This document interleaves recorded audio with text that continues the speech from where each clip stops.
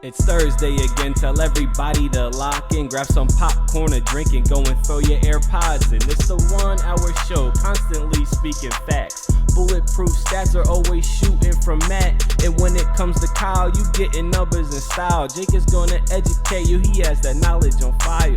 Players, step your game up, don't be sluggish or lazy. Or Jimmy J might hit you with a shaky baby. Catch him on YouTube or any podcast platform. Breaking all the news down like Shaq does the backboards. No hot takes, this is where the hottest debate's at. Now kick your feet up, cause it's time for straight facts.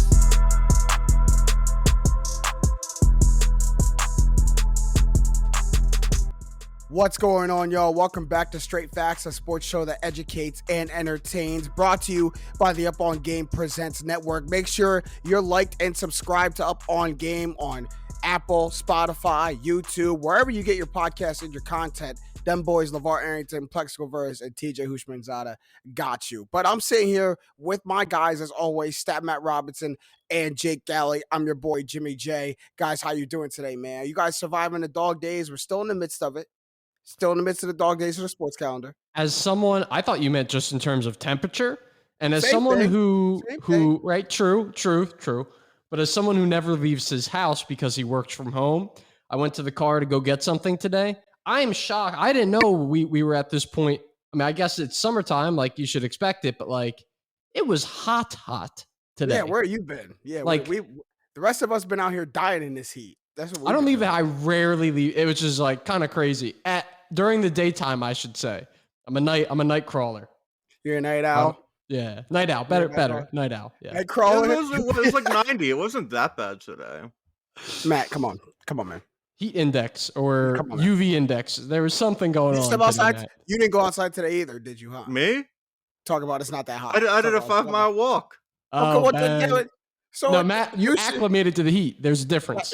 I guess, or you're suffering from a current heat stroke, and you're delusional because it was way too hot outside. I'm working at Dick's Sporting Goods. We're opening a discount store, so I had to just travel back and forth between the regular store and the discount store. And I go into one store for 5 minutes, shut my car off for 5 minutes, come back out, and all the air conditioning that I've been in my car just gets undone in that 5 minutes. It's like no air has ever been blown. It's ridiculous. But we're going to sit inside here, escape the heat, and get back to the sports talk because this is the Offseason, episode 2. And if you remember, all of our Straight Facts listeners, we put down the big stats, we put down the next level statistics and the facts for the offseason, and we get into those big, larger narrative discussions that everybody else is doing that we're too smart to join into during the regular season. But it's the offseason, so we got to start looking at some NFL content, y'all, because we haven't really talked about the NFL much since the NBA ended. And training camp is a week and a half away, 2 weeks away for some teams. Like, it's about to get going in the beginning of August. So as teams near that training camp, we got to check the temperature on some respect levels. And I like this. Jake posed this segment and we ran with it. Over or under respected for these players that we're about to name. And Jake, help me define this, because there's a reason we didn't just go under overrated, right? Like we talked about, like, I feel like there's a little bit of a difference, a different connotation when you say is someone over under respected or if they're over underrated, right? Like there's a difference to that. For sure. Yeah. And I think it's like when we were talking about it, it's kind of two angles to the respect level, in my opinion. It is first and foremost what happens on Twitter, what happens in fan-to-fan discussions. How are they viewed by the common fan, the educated fan, non-league people? And then the other side of it, I think, is on the field. How much is their gravity worth on the field? How much are they respected for what they can do by opposing defenses or opposing offenses who are going up against these players? Actually, it's all opposing defenses. We're talking all offensive players. Offensive players. Little sneak peek. But yeah, I think it's kind of a mix between the two. When you obviously there's no number that can point to respect.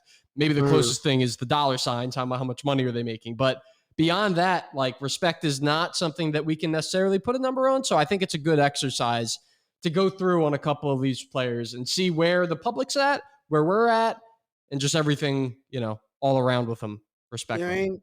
Just like Jake when he went to get something out the car, we're just going to gauge the temperature a little bit. We're just going to check the temperature a little bit. I think it boils down to how much does your name hold weight. When the brothers talk about you at the barbershop, how much does your name hold weight? So we'll start with a lot of people's favorite next up quarterback, and that's one Justin Herbert from the Los Angeles Chargers, entering year 3 right now. As we're reading the streets, his respect level is high, not very high. Wow. Not, I don't know, not very high, but it's high. It's up there, definitely for sure. 2020 offensive NFL offensive rookie of the year, all pro, and then also a 2021 Pro Bowler in the 2021 season. So as we stated, Justin Herbert commands a lot of respect in the league, but is it warranted? Matt, I'll start with you. Is he under respected or over respected? Over respected, but that's not me. I don't want to act like a Justin Herbert hater because I'm not. But there have been so many times I see like people ranking their quarterbacks and like Herbert's third on their list, and it's just like out of the blue. Like, and he's almost like, and this is a positive analogy. He's almost like the Luka Doncic of the NFL, where he got wildly praised before he had accomplished what real like what an elite player accomplishes. Like Luka hadn't won a playoff series till this year, and he made the Western Conference Finals.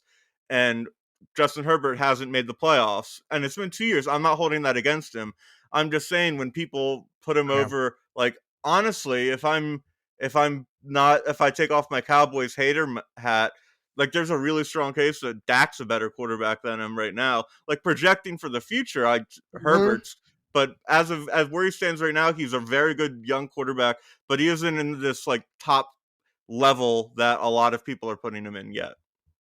Yeah, I agree. I don't know if I can go as far to say that he's over-respected. He's close to being aptly respected. Maybe if I had to go one way, I might say he's a little tiny bit over-respected considering a 15-17 career record, never made the playoffs.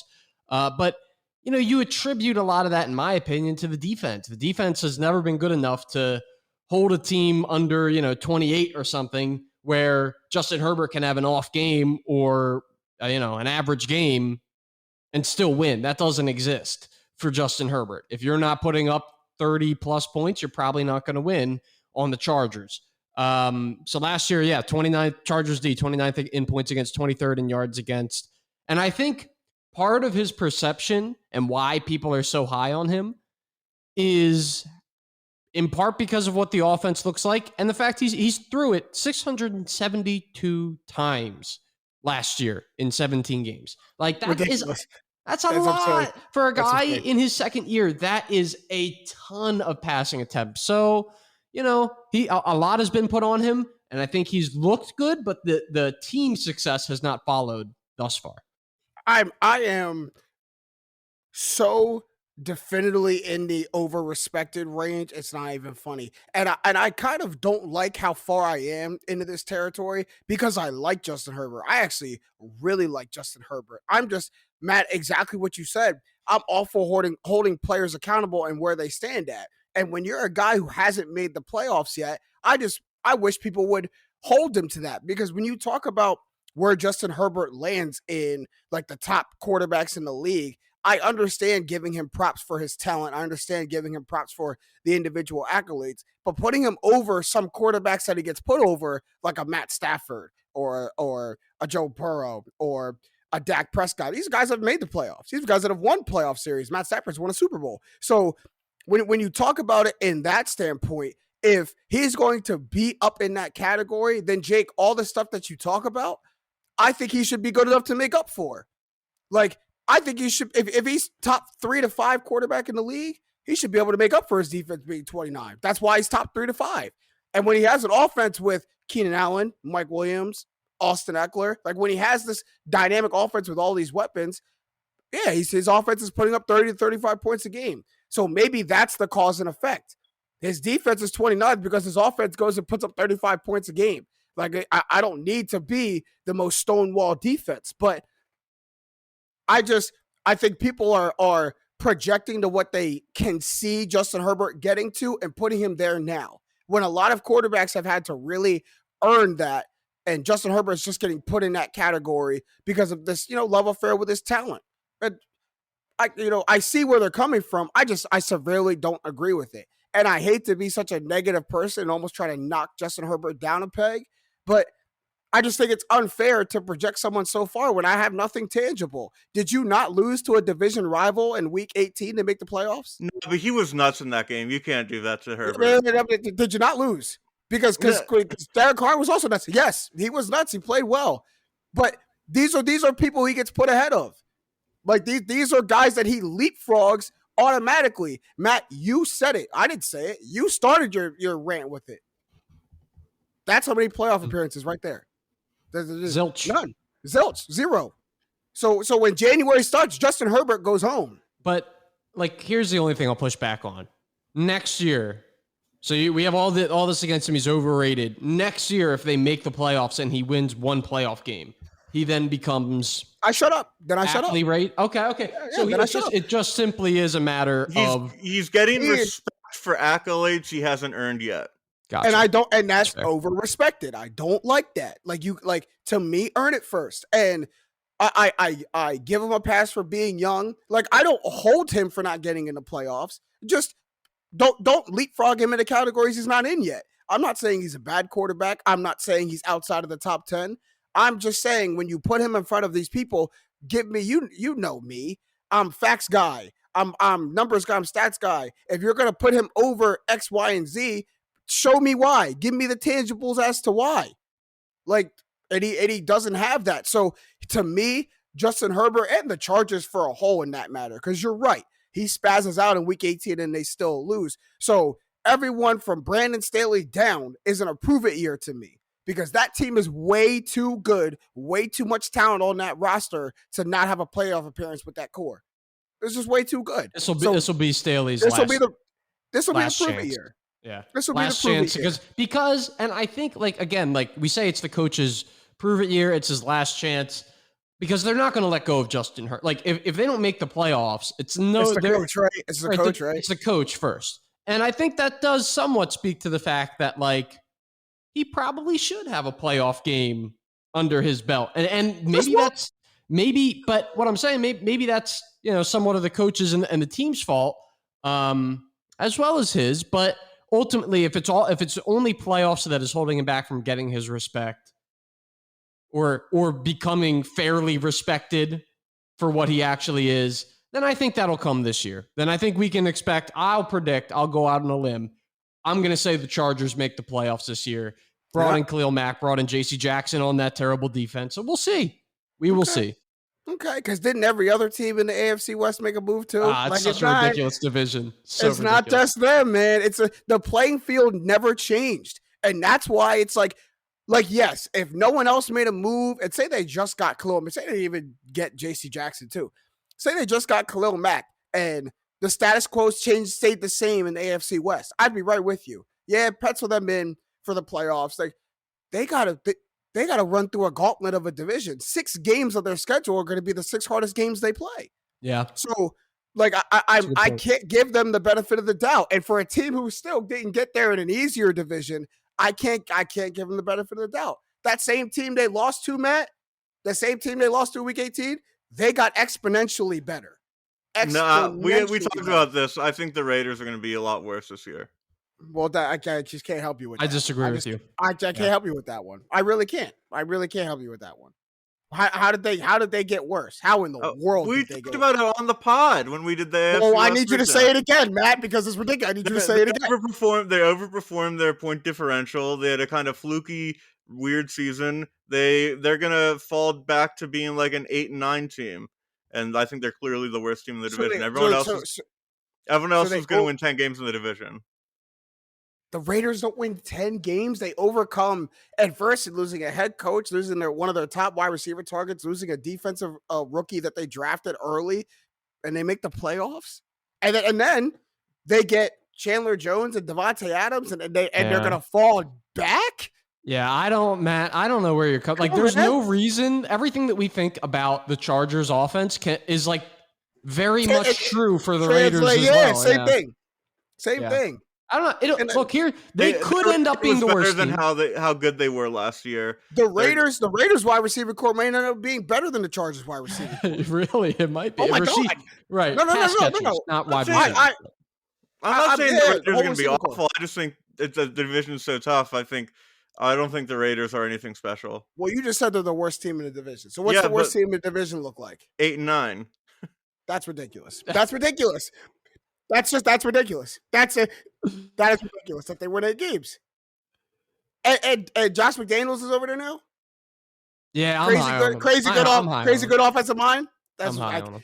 We were supposed to talk about the Chargers, and Matt knocked me off a pivot. So the next time we do this, under over respected, leading off with the Raiders. Leading off team. Yeah. Leading off with the Raiders. All right. We will move on to a guy who everyone doesn't really have the highest respect level for, highest expectation. Tua Tagovailoa entering year 3. Like I said, the respect level very low right now. Career record 13-8, so has a winning record in his career. Again, no playoff appearances, but you have a guy in Tyreek Hill who gets traded to your team and starts talking very highly on you. Tua's a good quarterback. He's more accurate than Patrick Mahomes. Tua puts the ball on time, on target where it needs to be. So we got Cheetah trying to raise the respect level. But Jake, is that apt? Under or over respected for Tua? He is under respected right now.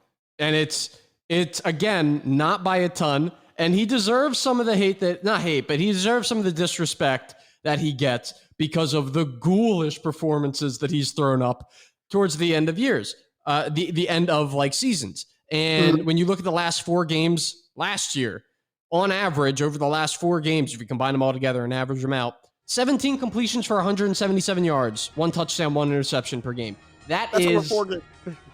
And that, right, it makes you cringe, but they went 3-1 in that stretch. So it's like Tua isn't getting respect because the team is winning, but in lieu of him not playing well. So if the team continues to play well and he plays better, the team either is A, going to skyrocket and be really, really good, or they'll just be marginal, or because of like margin better. Tua's throwing versus the running game. Like, I don't know, we could look at like EPA to give us a real answer, but there probably is diminishing returns going with Tua passing game.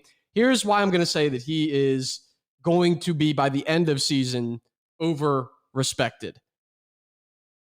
Tyreek Hill, Jalen Waddle, and Raheem Mostert, 3 of the fastest people in the entire NFL. Tua is knocked for not having a big arm. Well, the way to get around that is you throw it to a guy about 10 yards away and you let him run by everyone going 100 miles per hour, and they have 3 or 4 guys. Right. So like seriously, like just like he last year threw for 2,653 yards, 16 touchdowns, 10 interceptions. Like, you snooze over those numbers. But, you know, if they can add, if it's 24 touchdowns and 10 interceptions for, 3,300 yards, by the way, only 13 games played, worth noting. But if he gets up to like 3,000 yards and mid-20s for touchdowns, like, he's going to be a guy that people are like, wow, Tua made this big jump. No, he just got better players. And for that, he'll be over-respected eventually. So under-respected now, but by the end of the season. Correct. That was a big winding journey. Yes. Currently under-respected. Will end up over-respected. Over-respected. Stat Matt. He is correctly, he's a weird case because he's correctly respected as where he is as a football player, but he's overhated. He's under-respected on Twitter. People act like he's like the worst quarterback to ever play football on Twitter. But in reality, he's the 5th overall pick in a draft where you could have had Herbert, and they didn't. So that's what he's being judged against, and he's clearly not as good as Herbert. But he's okay. He's like Jalen Hurts. He's okay. But so like I think Tyreek Hill will help, and I think he's just, the rest of his career is just going to be an okay Teddy Bridgewater quarterback. Yeah. And that's fine, but because he's going to be compared against Herbert, it's a brutal pick. But I actually think we're going to learn that a lot of Tyreek Hill's magic was because of Mahomes being able to go off script and know like where mismatches were in a second. And I think Tyreek Hill's going to have a normal good wide receiver season, and he's not going to make nearly the amount of huge plays on like 3rd and longs that he did in Kansas City. and the Dolphins are another. They went 9-8 last year. And Tua's going to lead him to 9-8 again. He's an okay quarterback on an okay team who had an okay offseason.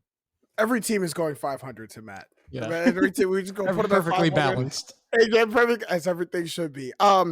Tua is overly respected by one person in the NFL, and that's Tyreek Hill, because he keeps trying to force this agenda down our throat that Tua is such a good, like, give it up, dog. Like, you're trying way too hard when you invoke Patrick Mahomes' name in the same sense as Tua. We know you're trying too hard, but I understand where it's coming from. I think coming into the league, Tua was over-respected because of his stock, where he came from.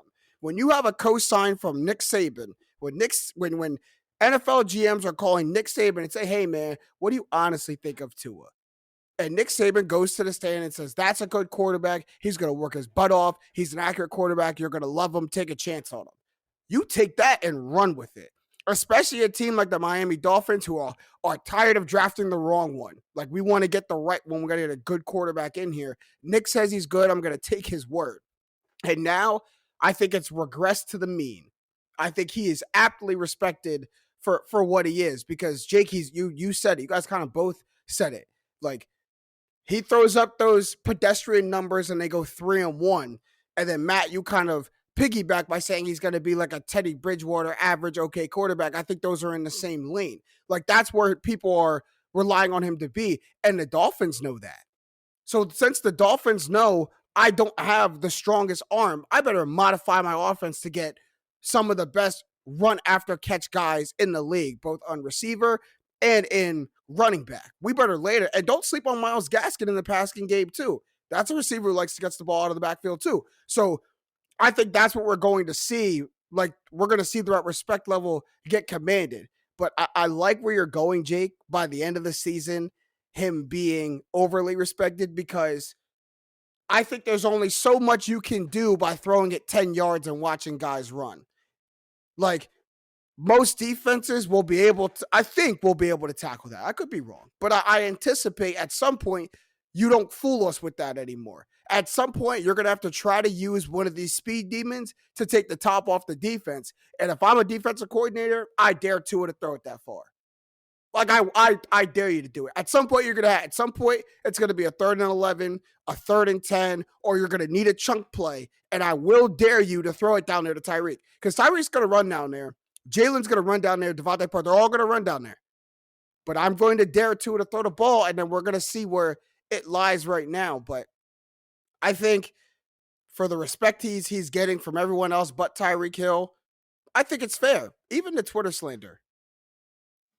Like, even the I don't know. The Twitter stuff goes too far. I mean, it always does. Like, it's just you get taken over Golden Boy Justin Herbert and well, the clip they posted of him throwing to Tyreek and it was clearly underthrown was rough. So why would you do that?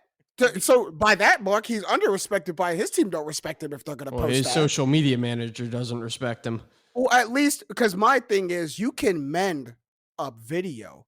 Like, why not show Tua throwing the ball in the air, clip a different ball that's overthrown by Tyreek, even if Tua didn't throw it. Just clip a different ball that Tyreek threw. You could easily make that happen. That's not hard. I could do that. Like, what? Like, so you don't even respect your own quarterback.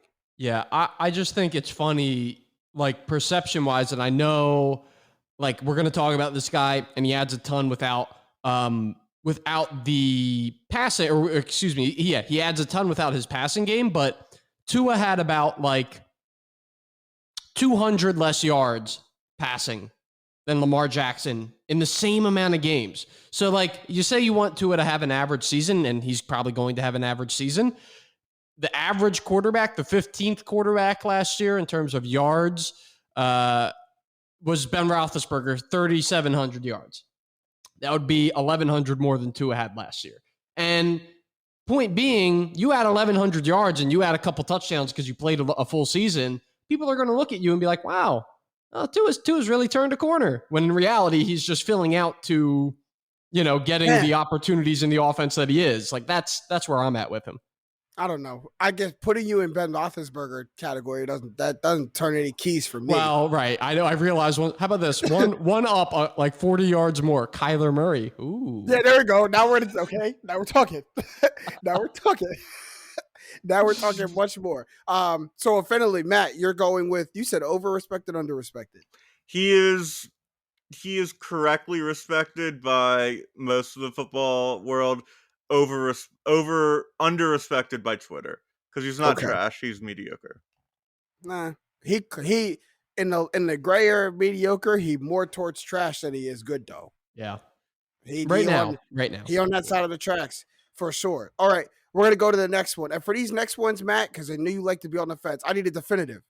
Under-respected, over-respected. All right, and I'll start with you because this guy's in your division. You got to have a good opinion on him. Saquon Barkley, because this is a guy who I think just hasn't gotten a fair shake in the NFL yet. Entering year 5, the respect level right now is pretty low. Through reading the streets, through reading the Twitter sphere, just being tapped in, we think the respect level is pretty low. The 2018 Offensive Rookie of the Year and a Pro Bowler in that season, but just has been sputtering in the last couple of seasons due to injury, due to bad circumstance. So, Matt, that respect level, is it over or under respected?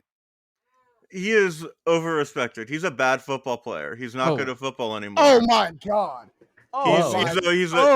He's a running back you don't want to sign in the offseason. His injury destroyed his career. It's been around 20 games now of under 4 yards per carry. And if you look at just like his other like players, Devontae Booker averaged 4.1 yards per carry. He's a mediocre running back, and he got as many yards on 17 less carries. He's not good anymore. His injuries, running backs it's a brutal sport for running backs because unless you're anyone can just have one bad injury and then you're just bottom third running back, and that's what he is. Like bottom third running back. Really, you believe that? Bottom third running back. Like if I lined up all 32 starting running backs in the NFL, he's 25 to 32. He's in that we range. might have to go name game on you, Matt. I don't think you could name 20 better running backs than Saquon Barkley. I don't know if I can name 20 running backs, but I can know Saquon Barkley's name because he was a great running back and now he's not. But yeah, don't let him. The Eagles better hold him to 10 yards per game. The Eagles better hold him. He better not do a thing against y'all. I'm not responsible for what my chaotic does on the field. Yes, you are. After that, you better call Fletch and them and Yannick and them and say, I need y'all to hold Saquon because I'm on the line right now. Yeah. Because I'm on the line right now. Jake, go ahead. So do you want me to talk to Matt or will you? Talk to your Eagles fan. Yeah, brother. Matt. So here's the thing, because I know Matt remembers there was some literally like mixtape level jukes that he put on the Eagles. He signed at the 50. Oh, there's many. Yeah, there's many moments where he has just ripped Eagles fans' hearts out. Granted, Eagles do own the Giants in his kind of career career trajectory. Eagles have owned the Giants for really since I've been alive. Anyways, Saquon Barkley is not a bottom third running back. Saquon Barkley is a guy who has been part of some horrendous teams and for that reason has not gotten used the way that he should. And you can tell the offense was bad because of the targets. In year 1, 121 targets. Just for a running back, like just an insane, impossible number almost. Mm. And then you go down to 57 last year. And that's with him playing 13 games, enough that it should be more than 57. I think like now that they add Wan'Dale Robinson, they add a little bit more experienced offensive line, solid offensive line. Daniel Jones now has a full offense around him. Like he should look like normal Saquon. Now that being said, he has been through some bad injuries for a running back, and I don't care who you are, unless you're Adrian Peterson, then you're excused. But it takes a toll on the body. So that's kind of where I'm at with him. Like, yeah, I think he's better than what he's been, but I don't think he'll ever get back to where he was. So that being said, he's probably still a little under-respected for what he's done and was. And then, even if it's only a year and a half, you could say what you want about it. One of the most productive running back seasons ever. To what he is now, like, now, like last season was not an accurate representation of what he is as a player. Thank you. I'm glad. Well, now you said that's that. exactly who he is as a player. No. Jay, continue. I'm glad you made that point. Continue. But I don't think we're ever getting all pro Saquon or Pro Bowl level Saquon again. I was with you all the way up until the last sentence that we won't get, maybe not all pro, which I still think we're going to definitely get Pro Bowl Saquon back for sure. How many running backs they put in the Pro Bowl? I don't even know. Probably like 6 or 7. That's what I'm saying. Eight. They do let a lot of people into the Pro Bowl. A lot of people in. Foolish of me to think that Eagles fans were going to give him an accurate representation. I thought you were going to, Jake, and then you started veering towards that Matt land. But I really, foolish of me to think any of that, because would I sit here and give like Alvin Kamara his just due? Probably not, because I don't like rooting for the brother. So I have to realize who I'm talking to. Matt, I'll address you first. When you talk about Saquon's productivity and how bad he's dropped off, let me ask you, his quarterback. Does his quarterback have high respect in the league? Do people anybody worried about Daniel Jones? Did anybody game plan for Daniel Jones? He's not the biggest problem with the Giants, though. Daniel Jones. That's no, man. I'm not going to let you do that because that's not what I asked. Daniel Jones is in the Saquon tier of bottom third as position. He's bottom third. Okay, so when I'm going after the Giants offense, I don't have to worry about the offensive line. I don't have to worry about the receiving core. I damn sure don't have to worry about the quarterback, who's the only person on that offense that gives me any shred of a worry. Saquon Barkley. So if I'm Saquon and I look up and I'm counting 9 people in the box on first, second, and third down, that will 1, take a toll on my body, 2, hurt my production, and 3, I don't have a quarterback to bail me out of those situations. Like when I do have 9 in the box, I don't have a quarterback that can get me out of that. I'm still getting the ball, right? I'm still getting the ball. And I'm running right into the scrum. Not only do I not have a quarterback to help me, I don't have a coach to help me either. So I have Joe Judge, who's going to hand me the ball in the middle of that scrum. So nothing around me is helping me. So yes, he's going to have down years. Yes, he's going to take a lot of a beating. But now he's got somebody behind him that, for what it's worth, Daniel Jones has Tyrod Taylor, who's seen playoff experience, who's led winning football teams, someone who maybe could at least give him a veteran presence to, hey, man, when you go to the line and you count 10 in the box, maybe check it to a pass play. Maybe check it to a screen. Maybe change the play. He also has a play caller in Brian Daboll, who was captain of a Buffalo Bills team who's shredding records, who helped the development of Josh Allen. So there's more people there on that offense to help Saquon Barkley out. And then now my next point, and I'll let you rebuttal. But my next point is why he's also underrespected is because when he came out of college, what people calling this man like an Adonis? Didn't they say his body was built like a Greek god? We've never seen anything like it before. So why are we not allowing that same specimen of a human to recover from these injuries? If we looked at him and said, man, no, we haven't seen a running back built like that in a long time. The combination of size, speed, strength. So why are we not, why is it changed? Like if he had that crazy of an athletic build and that much of a body coming out of a college, why are we not allowing that same body to recoup? If it was so great, because I believe it was, the man squatted like 400 pounds as a freshman. So like those same muscles are still in there. He's like 24 years old, 23, 24 years old, 25 years old. So like those same muscles are still there, are they not? So why can we not give that the benefit of the doubt if he's going to recoup? That's a young running back, Jake. This isn't a running back who got those knee injuries in year 6 and year 7. Yeah, you still lose explosiveness. This is a running back who the majority of his career has been bad. This isn't just... Did you hear all the stuff I just said? I know. So this is 26 games. The last 26 games of Saquon Barkley's career, he's played in 44. He 3.8 yards per carry, 1,400 yards. That is who he is now. That's the majority of his career. A lot of that is pre-injury too. About like 10 games of that's pre-injury. And last year the Giants went 4-13. Half of their wins, they went 2-2 without Saquon. The 4 games he wasn't in. He's not important to winning. He's a running back. He's a running back. That's 4 game sample size. It's also half the wins. Two. I need those 4 teams because those 4 teams matter. And did you say 1,400 yards over 26 games? Yeah, that's not good. That's not terrible. So over the first 29 games of his career, the 2 wins were Carolina and the Raiders. And who are the losses?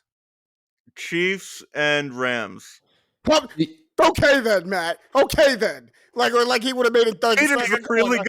Like, come on, man. Like the Chiefs and the Rams. Come on. And you notice how he wasn't going to say it until I asked. He wasn't going to say it until I asked. This is also another good example of the stat Matt warp, because the first 2 full years of Saquon average out to per year, if you take this, so that's 29 games. The average game is, the average year is 240 attempts, 1,155 yards, 8.5 touchdowns, and then 97 targets, 71.5 catches, and just about 580 yards receiving. So we're looking at almost 2,000 yards from scrimmage in his first 2 years, 29 games. And then after that, he gets a new coach. And wow, you mean that like a special teams coach or a special teams coordinator wasn't apt to go run an NFL offense? Wow. Yeah, no, he's got. I think actually he might. We'll see. He only played 15 games he's only played 13 games after his big injury. So under respected. Please do not let that man do anything against y'all. Because I'm in your ear. Matt, you and I have to be on the field. I can't take it from James. I'm going to be on the goal line package. I checked. We did a good job against Saquon last year. 15 for 32 and 13 for 40. That was shutting the A gap down. I was coming in off the edge. Y'all need to be out there running Tampa 2 the way y'all speaking about Saquon. A lot of games in this like recent Eagles-Giants history where it's been like Saquon, like in the early years of Saquon, if Saquon run for 120, we still win by 17. Yeah. But it comes back to why people were on the Giants for picking a running back. The running back can be amazing and you could still lose games. So we'll see. Exactly. Now they have the rest of the pieces minus like a solid quarterback, but we'll see. And hopefully that gets better too. But Saquon is one of the most contextually written players in the NFL, where I think his bad play, his downturn has a lot to do with what's going on around him. So give him a full offseason. And hey, man, he goes another season or two with this production, and I might have to start hearing what y'all saying. I might have to start coming back to your end of things. I'm not. No way I'm giving up on Saquon yet, and you can't sell me on bottom tier running back. You just can't sell me on bottom tier running back, man. Not when there's all these other running backs in the league. The next player I'm getting to, because I'm confused as to how he's not getting his money when everybody else is. Lamar Jackson. Matt V and I talked about it. I'm pretty sure we talked about it on the pod before. I've talked about it on I'm on Your Head with LeVar Arrington, Plexico Verse, PJ Hushmanzada. I've talked about it with those guys because I can't wrap my head around this. Lamar Jackson right now, the respect level has got to be low just based on how his team is treating him right now. We have it at slightly low. The 2019 MVP, first team All-Pro, 2-time Pro Bowler, 37-12 record, playoff appearance every year of his career. The list goes on. And that man is sitting out there with no money and is still reporting to training camp. So, Jake, is it right or wrong? Over or under respected, man? What's going on? The GMs have been listening to straight facts. They understand you cannot give you cannot give a quarterback who runs that much a massive contract. And honestly, that's my fault, Matt. And I understand that you have to pay Lamar. He deserves to be paid. Let me say that. Anyone, and I saw another thing. Someone left him off a top 10 list. Can't do that. Top 10 quarterback list. Can't do that. Mm-hmm. No, the NFL GMs did. The NFL, right. There was a straw poll of the NFL GMs. So now you're starting to get a look. They are listening in to straight facts. So yeah, he is under respected in that regard. But like, there was what was it? It's what we posted for Deshaun Watson. Like, no quarterback has won a Super Bowl making more than 13% of the cap, which is like a max. Like Deshaun Watson's deal takes up like $25 million. So like a big deal, 25%, almost 22, 23 something percent. So like the big deals that are getting handed out now, the big deal that he probably deserves, if you want to be a football winning team, or a Super Bowl winning team historically, you can't pay him. So you probably okay, have to. what But about like, what about if you do? Because I like what the Chiefs did. Like they spread that $230 million, whatever Pat got, over 13 years, right? Over a long amount of time, so that the annual don't hurt you on a year-to-year situation. It also pretty much guarantees that, brother, you not going anywhere. I'd rather sign you for 13 at a little bit of chunk and guarantee you here for the rest of your career than sign you to a 5 at the same amount. And now we can't go against anybody else. So what if they sign him to that level of contract? Which, if they haven't signed him to a deal now, I don't know why they'd pop out of the blue with a 10-year contract. yeah. But what if they sign him to that? Is that more You can't apropos? give Lamar, especially since he missed the end of the season with an injury, you can't give him that long term of a contract. I think you give him what he deserves, which is a huge contract for like 5 years. And I, honestly, Ravens, if you don't want to pay him, trade him to the Eagles. I'll take him. I yeah, would like take him. That's funny. well, right, Jake. Yeah, so I would backpedal take on all him. that. I Backpedal on all that. My thing is, to me, severely underrespected, because if I look at his peers, and I'm really judging him on one peer who got his payday already, and that's Josh Allen. Tell me what Josh Allen has done in the NFL that Lamar hasn't. He's got one round further. I'll give you that. He's gotten to the AFC Championship game. What else? Well, He's got that's the best arm in terms of power, like in the history of the NFL. And Lamar might have the best legs.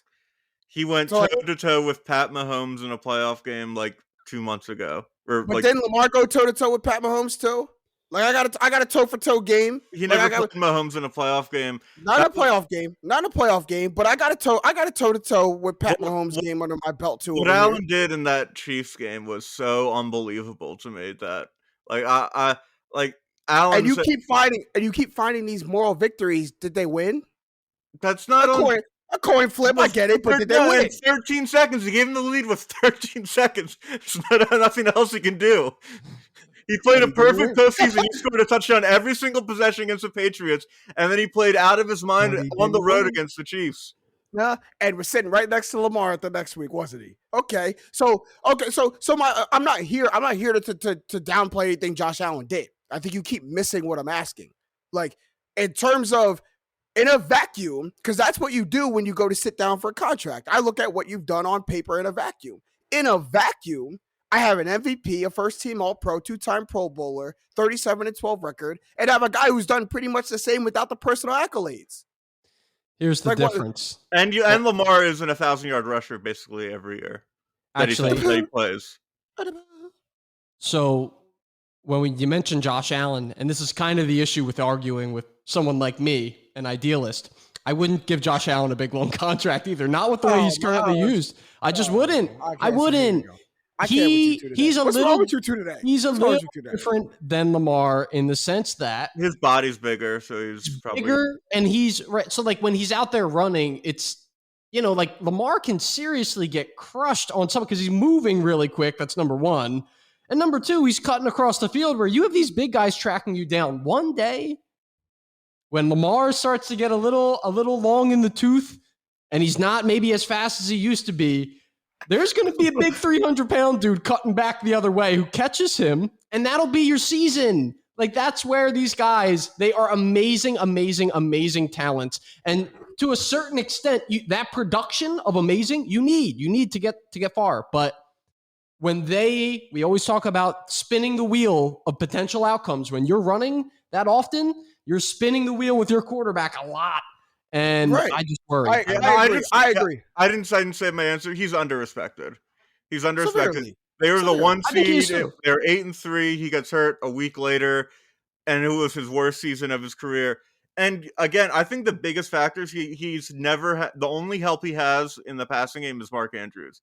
Marquise Brown had like one good year, got wildly overpaid by Arizona. He's over-respected, Marquise Brown. Yeah, and so he's never had the receiver help that, like, to further James's point, that Josh Allen's had, no Stephon Diggs type for him. And he still is the backbone. He was the backbone of a team that went 14-2. And he won the MVP. And I know they lost a weird playoff game to Tennessee, but he still like threw for 400 yards that game and ran for another 100.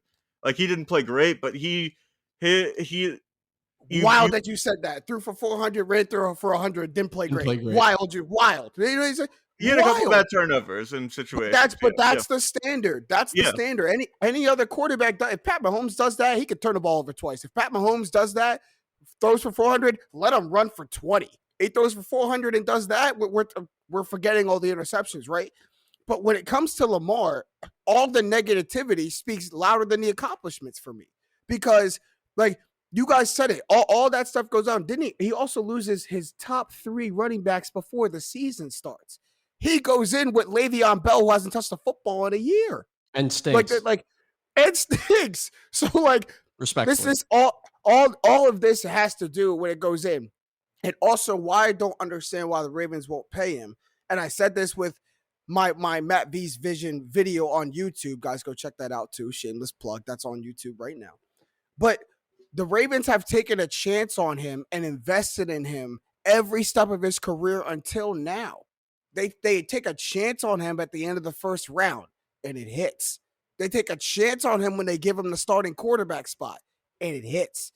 I mean, how many videos have we seen of John Harbaugh looking at him on a 4th down situation and saying, hey, do you want to go for this? And he says, hell yeah, coach, every time. And it hits every single time. So except when in the playoffs against Tennessee. Yeah, where they went like 0 for 4. so when you're putting your eggs in Lamar's basket, when you're trusting him, the brother is hitting. And who's the closest quarterback we compare him to? It's an easy one. Softball question. Who do we compare him to in NFL history? Vic. Michael Vick, right? So it was said through his entire Atlanta Falcons career, oh, he's just a running quarterback. Oh, he'll never be able. He's going to get hurt. He's going to do this. He's going to do that. Granted, takes time away from football. We don't have to talk about that. Comes back to the Eagles, and what is he when he comes back to the Eagles? He's still a running quarterback, but guess what he does the very first play in the Eagles uniform? Throws that thing 80 yards, and now we're like, oh, Michael Vick can pass the ball. So why can't a quarterback develop? Why can't a thrower of the football develop? I'm sure Matt has some reason as to why he can't. No. The thing is, Vic had this arm that's unbelievable. He had one of the best cannon on him. Had a cannon on him. Absolute cannon. Lamar doesn't have that. What Lamar has that Vic didn't have, which is a lot more important, is that he tries and he cares. Vic in Atlanta did not care. He did not watch film. He did not really practice. He just cared about playing for fun. And it wasn't until he got a good coach with Reed after he left the NFL and came back that he actually had his best season of his career, and he played smarter football because he actually took the time to learn film. Lamar's advantage is that he's been doing that, but you can't teach the arm that Vic had. Lamar's going to be as long as he's healthy, he'll be a top 10 quarterback for the next 10 years. But he'll never have the Trump factor of the arm that like a Mahomes or an Allen has. Right. And you're right. You're exactly right, Matt. I don't want to go over that point because you're correct. That arm can't just bail him out of situations, right? He can't just throw it past everybody. But he does have precision. We've seen him put it in pockets. We've seen him put it in tight windows, make difficult throws, change his arm slot. He does things that we ask elite throwers of the football to do. So he'll do it for 3 quarters, but the minute he doesn't do it, I told you can't do it. I told you that. Forgetting the 400-yard passing game. We're going to forget all that. The minute he doesn't do it, the naysayers come out. I told you he can't do that.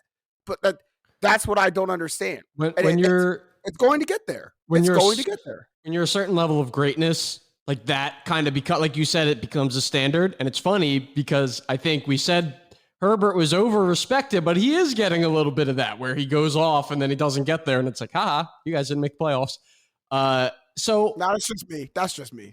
Right. Because he didn't make the play. Lamar made the playoffs. Like right. He's one in. That's the other difference between him and Allen. Just to tap it off, Allen 3-3 in the playoffs. Lamar 1-3, and ultimately once he goes on a deep run, all that will go away for sure. All the hate will go away. The teams he's lost, because I know the one team he lost to went to the AFC Championship game. So who are the other 2 losses? Who are the other 2 losses? San Diego, that's an old throwback. He lost to the Chargers and Rivers' last year. Right. That's when That's Well, when they so ran all the defensive backs out there. Yeah, he lost to When he was a Tennessee. rookie. And- Tennessee. And then who he lost beat to. Tennessee in 2020, and then they lost in the divisional Right. round to Buffalo. Who goes to the AFC Championship game? Yeah. Right. Okay, so a rookie and then 2 losses to teams who make it to the AFC title game. Yeah. Okay. That's the one. That's not exciting. Those are the first 3 years of his career. Nah, Chargers loss was bad though. You know, I No, don't know but if he was a He's a rookie. rookie. He's a rookie. He looked really bad. Like after Because yeah. And then what did he do next year? Did he go MVP. Ah, okay. We Lost in the first round again. MVP. growing pains. Yes, First but game, growing not first round. pains. You know what I mean? Growing pains, right? Because the first game he had to buy. First round he had to buy because he's 14-2 and the MVP. Like Again, all, playoff all records for quarterbacks, you should count buys as an extra win. But Jake, here's what you're doing exactly what I'm explaining is pointing out the one mistake in a year that is amazing. Like not many people win MVP of the league in their second year, man. That just don't happen. Well, that just don't happen. I wouldn't point it out if we weren't doing a segment on if they're over or under respected. I would just point to the fact that he's the MVP and that he's a good player and that I would never pay him because I'm a crazy GM who fans would hate. But that's just the moral stance on. If you're not going to pay Lamar or Allen, who are you paying? I would do a quadruple backflip to sign a Joe Burrow. A Joe Burrow, a pocket quarterback. I mean, like Russell Wilson, Aaron Rodgers. Those are some other guys. Aaron Rodgers not a pocket quarterback though. He's a scrambler. He's not like a run for. He doesn't. Here's any guy who doesn't have designed runs for him. How about that? If you're, I don't want a guy who's my number 2 running back as my quarterback. Yes, and we're gonna have to chill out. We're gonna have to chill out on that, John Harbaugh. I'm sure he knows, but that type of offense gave them 14-2. Right, I get it. Exactly. It's not sustainable. It's tough. And it might not be sustainable, but I do see this, and then we can move on. I do actually think for, even in the injury season, I think Lamar is one of the best quarterbacks at avoiding big hits. Like he knows when he can try to get extra yardage because players are on their back heels trying to wait for a juke.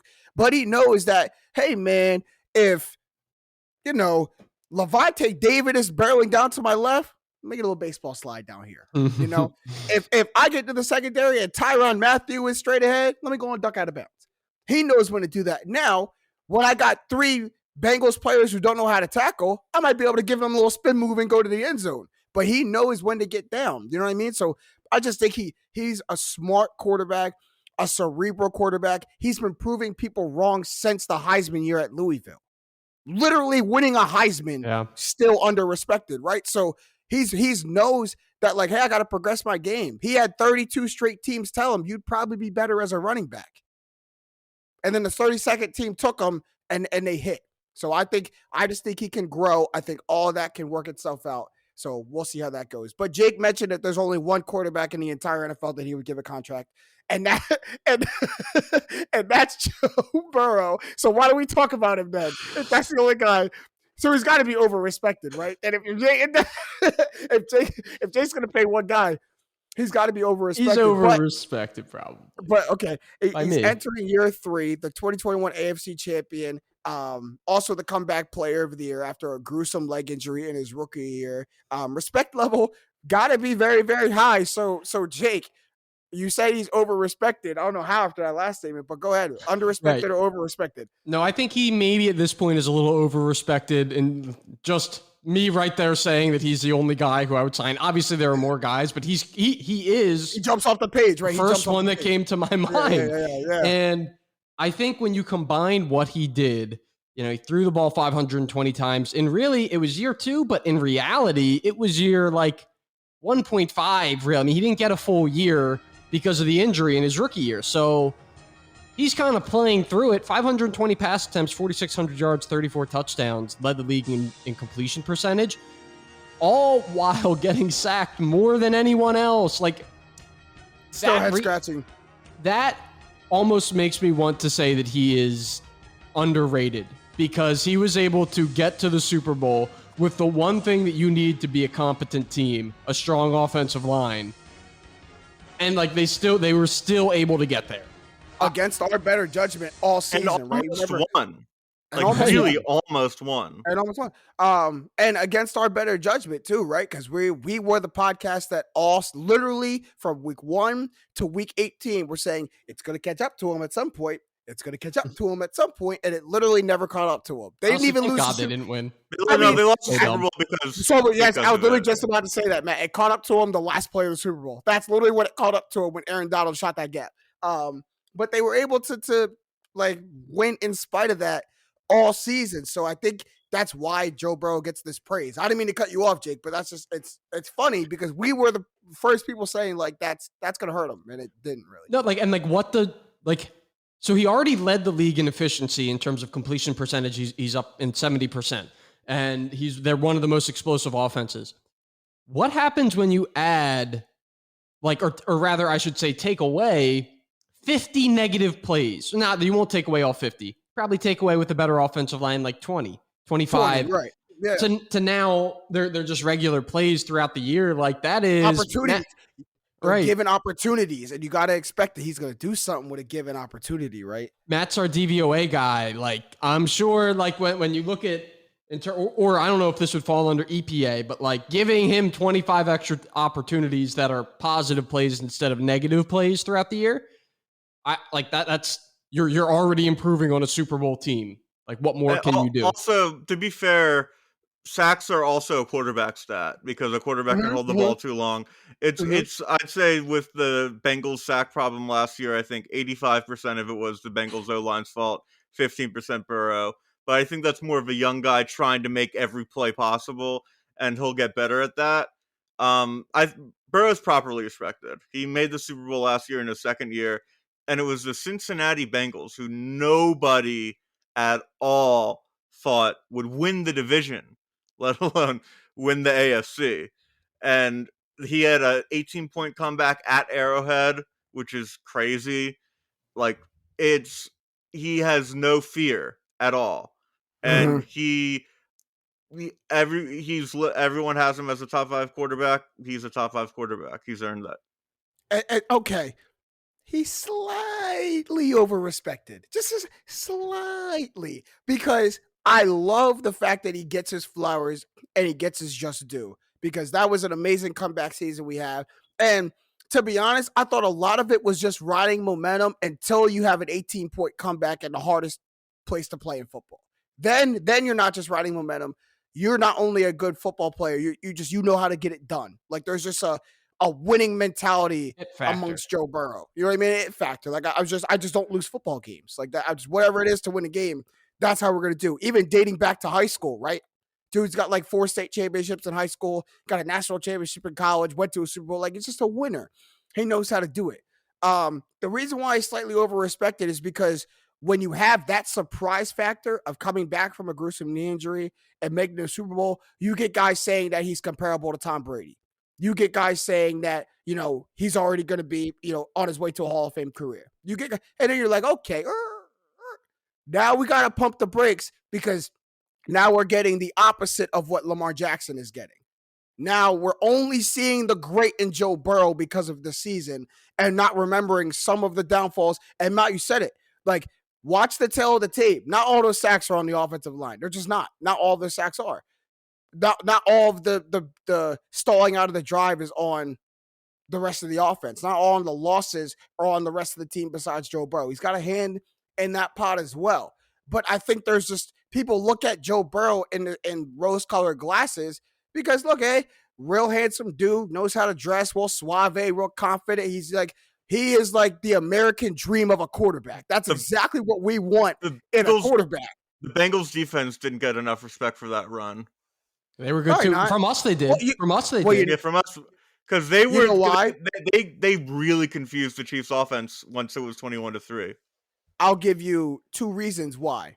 Because in 2 weeks, or two words why, Eli Apple. In 2 weeks, the world got a load of Eli Apple, and no one wanted to give the Bengals credit for anything. The fact that he's on your team at starting is why we don't want to give you credit, man. It's too much of a blemish on you. But just getting back to Joe Burrow, that's why I gotta taper expectations because he's getting Like he has what he has that Justin Herbert doesn't have is that tangible thing I ask for. When you're leapfrogging these guys, why? Okay, he's made a Super Bowl, comeback player of the year, overcoming all these sacks. He's got that, but I still would hesitate to put him above guys like Stafford. I'd hesitate to put him above, like he's probably right in that Russell Wilson, Deshaun Watson tier for me. Like I hesitate to put him above them. He's top 10 though, right? Top 10. Yeah. But I'm just shuffled the order a little bit. Deshaun Watson has never made a Super Bowl and hasn't thrown a football in like 2 years. It's impossible to rank him. But it's like I so mean, hard to rank him. It's so hard. That's why you have to just rank him on the last thing that you've seen. Like you just by default, you have to rank him on the last thing I've seen is still a very, very good quarterback. A guy who was on his way to an MVP season if stuff didn't get derailed. So that's just, I love Joe Burrow. Joe cool, man. Joe Burr. Like I am a huge Joe Burrow fan. I think we're going a little bit far. I think there's a little bit of a love affair when it comes to him, and just I'm not ready to put him top 5 just yet. And like, don't compare him to Tom Brady. Why do we have to do that? Well, it's because of the postseason stuff. That's the only reason why. He's first to do that. Well, because there are people up at the very top of corporations who make money off of people on TV saying stupid stuff, so that you and I write to them saying, hey, that was stupid.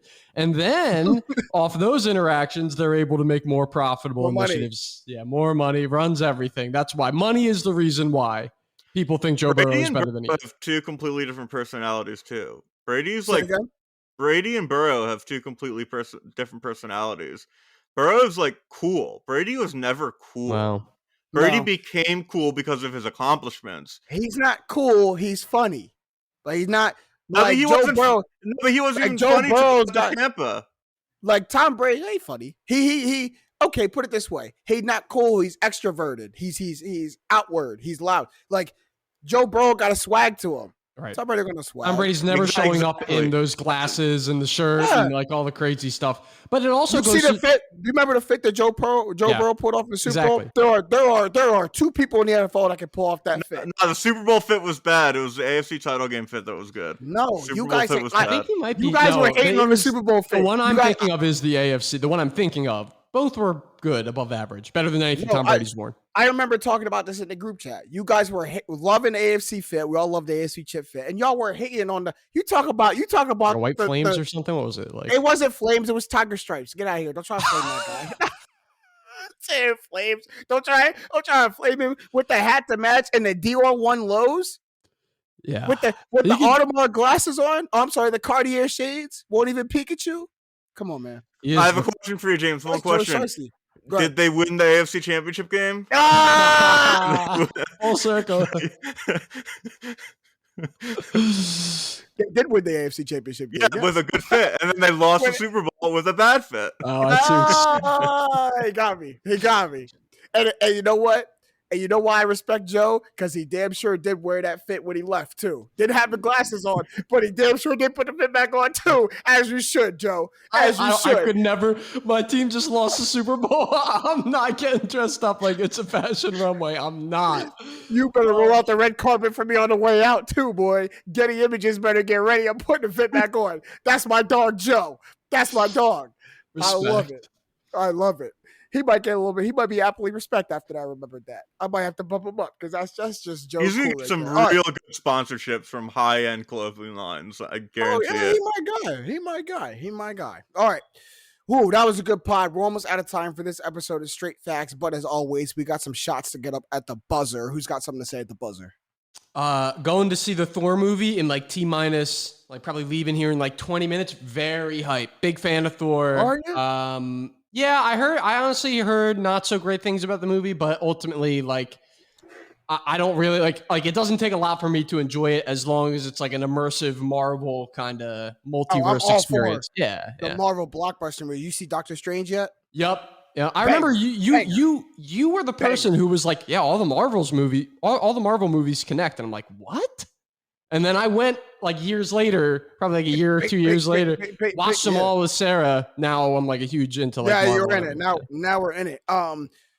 You're gonna have to tell me how it is. My little brother and I are gonna go see it on Friday. And when we were in the theater for Doctor Strange is when we saw the first Thor trailer.